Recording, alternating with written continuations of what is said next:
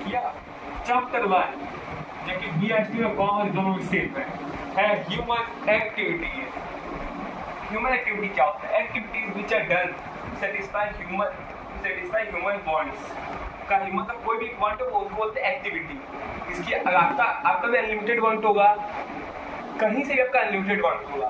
जैसे human activity दो type होती है, पहले होता है इकोनॉमिक एक्टिविटी, एक होता है नॉन इकोनॉमिक एक्टिविटी।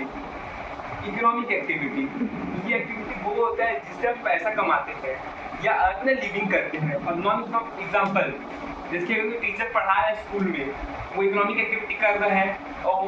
और क्या एग्जांपल हो कि डॉक्टर पेशेंट को देख रहा है, वो भी इकोनॉमिक एक्टिविटी करके उसको पैसा भेज रहा है। एक और एग्जांपल लेते हैं, अगर ये काम कर रहा है वो भी इकोनॉमिक एक्टिविटी कर रहा है। और नॉन इकोनॉमिक एक्टिविटी क्या होता है? Activities which are done to satisfy human wants to mental, religious और psychological wants।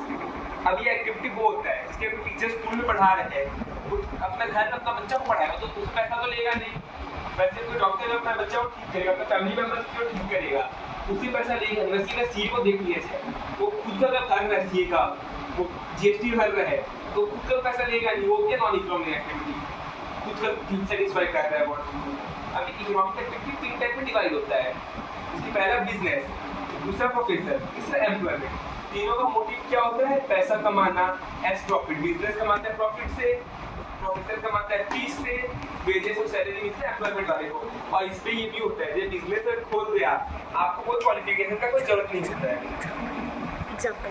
आपको कोई क्वालिफिकेशन का जरूरत नहीं होता है, कोई भी क्वालिफिकेशन नहीं चाहिए। और इसे आप प्रोफेशन कर रहे हैं, इसी सीए कर रहे हैं, तब उसके लिए क्वालिफिकेशन चाहिए।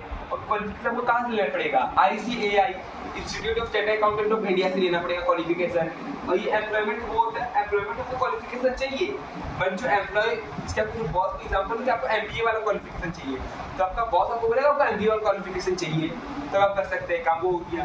इस पर जो होता है रिस्क बहुत होता है, बहुत रिस्क होता है। प्रोफेशन पे रिस्क नहीं होता है, इस पे मीडियम रिस्क होता है। इसके आपका बिजनेस में रिस्क क्या होगा कि आपका सामान बिका नहीं है, आपका सामान वो हो गया, तो खरीद नहीं गया, जल गया। एम्प्लॉयमेंट का ये हो क्या, आपको कभी आपको बॉस निकाल सकता है, बट प्रोफेशन में वैसा नहीं होता है।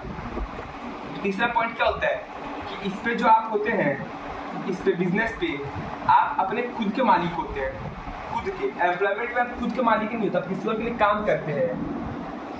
आप किसी के लिए काम करते हो, प्रोफेशन में आप खुद के भी मालिक होते हैं, किसी के लिए काम भी करते हैं। So thank you.